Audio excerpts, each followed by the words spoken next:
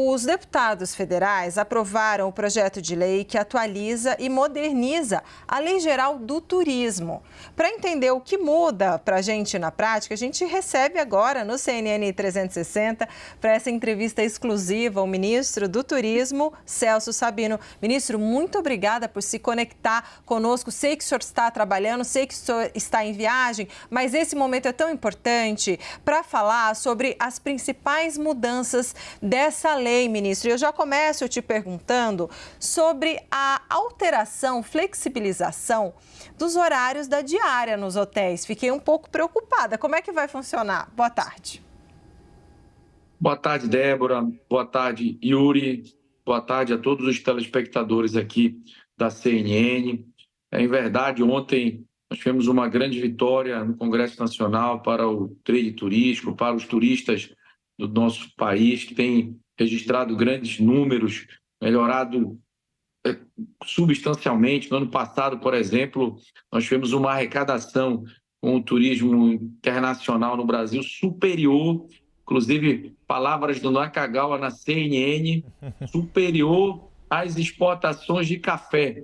Né? O Brasil exportou de café no ano passado 7,3 bilhões de dólares e os turistas estrangeiros gastaram no ano passado 7,4. E assim nós estamos caminhando em passos firmes para superar a indústria de óleo e gás também. O turismo tem essa meta de superar e ser a locomotiva para puxar a nossa economia e o desenvolvimento do país.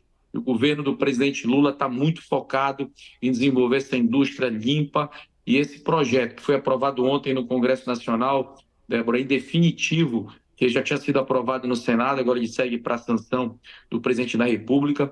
Ele prevê a modernização, a atualização da Lei Geral do Turismo, que por muitos anos a gente vinha discutindo, e depois de uma forte articulação, todo o time do governo participou ativamente, tanto no Senado quanto na Câmara.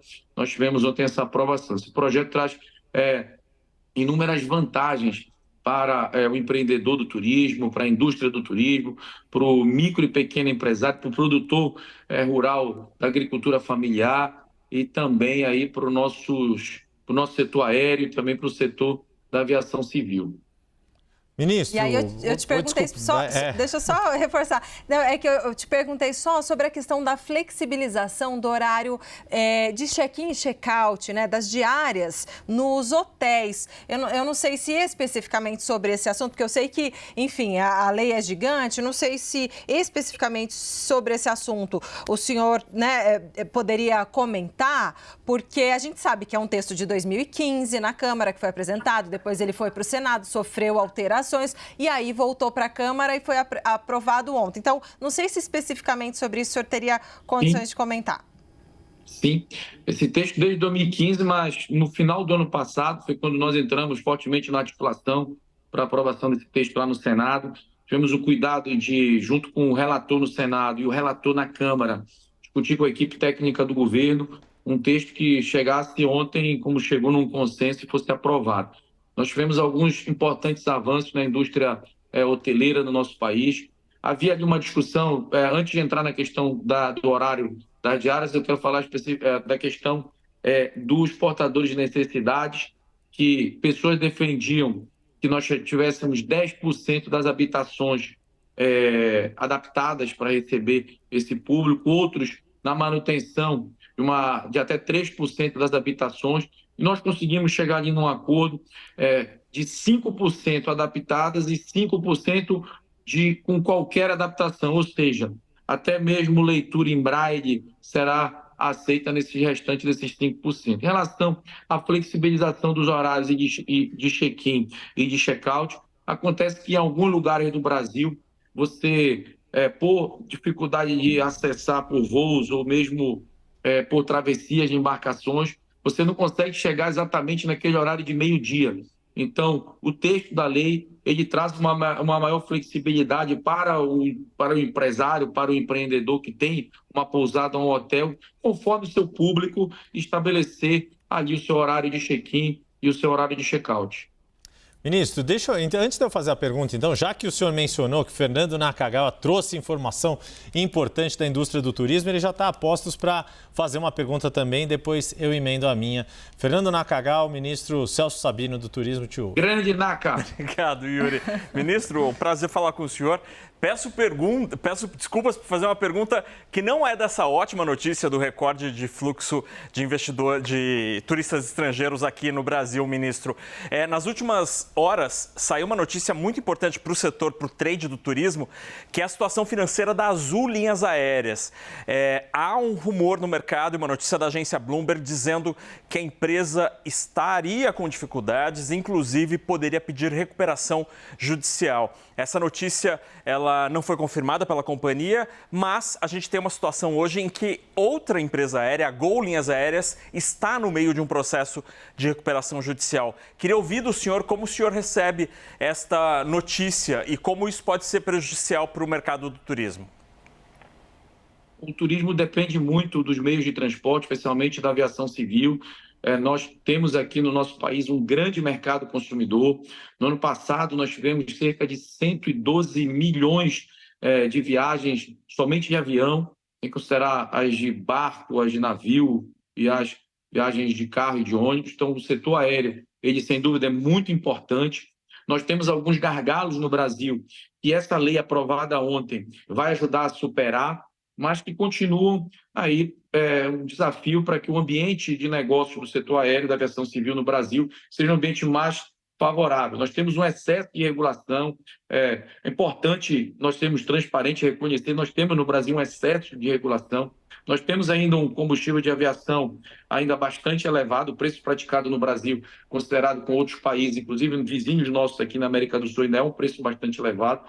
Nós temos um excesso muito grande de ações judiciais na esfera consumerista. O Brasil domina praticamente 90% das ações judiciais do mundo todo na área consumerista são no nosso país, mas ainda assim nós temos um ambiente atrativo para outras empresas. Nós estamos trabalhando um projeto de lei no Senado que vai permitir que outras empresas estrangeiras, mesmo nós não tendo a reciprocidade do Open Sky, você sabe muito bem o que é o Open Sky, possam voar dentro do Brasil na área da Amazônia Legal. Então, nós estamos atuando para melhorar esse ambiente de negócio. Não vejo preocupação em relação a questões financeiras de Azul, Gol ou mesmo a Latam.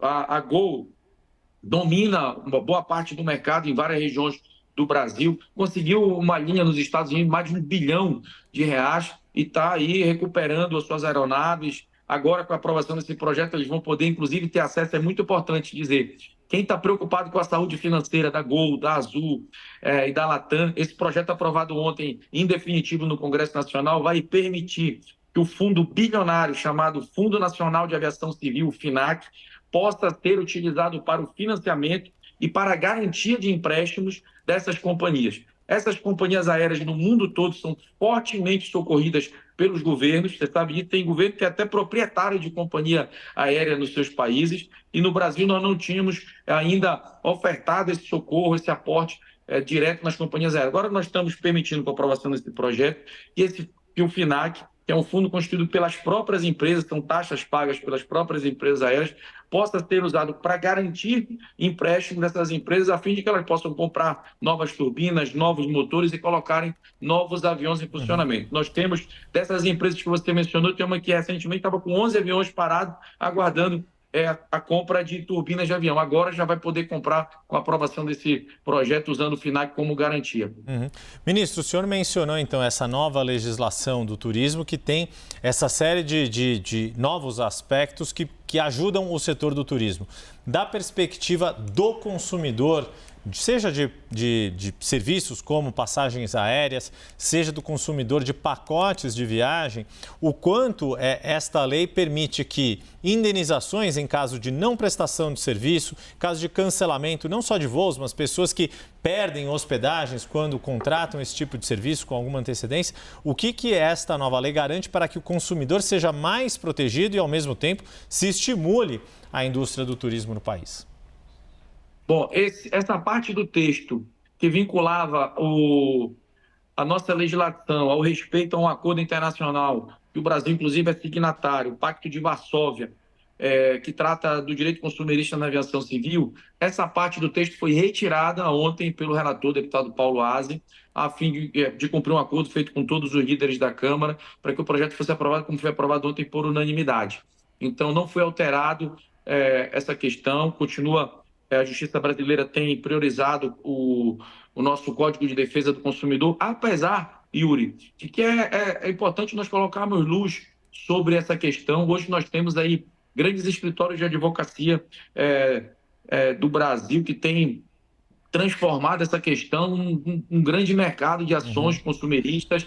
Para você ter uma ideia, o preço de uma passagem para o Acre, a empresa não pode vender por menos de R$300, porque já tem que começar com o mínimo de provisão para ações consumeristas. Então, há um grande mercado de ações, como eu disse há pouco. O Brasil concentra mais de 90% de todas as ações judiciais consumeristas contra as companhias aéreas. E fica uma reflexão que nós devemos fazer. Será que é nós que estamos certos e todo o resto do planeta está errado? É isso, ministro. Eu agradeço imensamente essa entrevista para a gente repercutir, né, essa lei aprovada pela Câmara. E o senhor tem perspectiva de novas mudanças no setor, só para a gente, de novidades do seu ministério, só para a gente encerrar nosso papo? Débora, Yuri, Naka, bom, a gente está trabalhando muito, vamos inaugurar agora o escritório da Organização das Nações Unidas no Brasil, no Rio de Janeiro, a Organização das Nações Unidas para o Turismo no Brasil, no Rio de Janeiro, vai atender todas as Américas, vamos realizar um G20 aqui, que na verdade vai ser um G60, com cerca de 60 ministros do turismo participando. Pretendemos fechar esse ano rompendo a marca histórica, chegando a 7 milhões de turistas estrangeiros e fazendo com que o brasileiro, que agora tem mais renda, mais voos e mais hotéis, continue tendo mais interesse em conhecer o nosso país. O turismo está decolando e a CNN tem ajudado, a imprensa tem ajudado. Nós precisamos mostrar os nossos grandes atrativos. A CNN tem um programa excelente com a Daniela Filomeno, Turismo e Gastronomia, e a gente mostrando esse tipo de coisa, rompendo algumas fake news, algumas pessoas que dizem que o nosso país não é um país seguro, não é um país tranquilo para se viajar. Ao contrário, as seguradoras de seguro de viagem do mundo todo reconhecem o Brasil o país mais seguro para se fazer turismo da América do Sul, segundo das Américas, e agora, no ano passado, saltamos 27 posições e somos o 15º país mais seguro para se fazer turismo. Então, eu quero convidar a todos os telespectadores aqui da CNN, aqueles que pensam em pegar um avião para fazer um cruzeiro fora, tem cruzeiro aqui dentro do Brasil também. Aqueles que querem conhecer uma praia fora, conheça as belas praias com segurança, com grandes aeroportos e toda a infraestrutura aqui dentro do nosso país. Muito obrigada. A gente conversou com o ministro do Turismo, Celso Sabino. Um excelente trabalho para o senhor, ministro. Obrigado.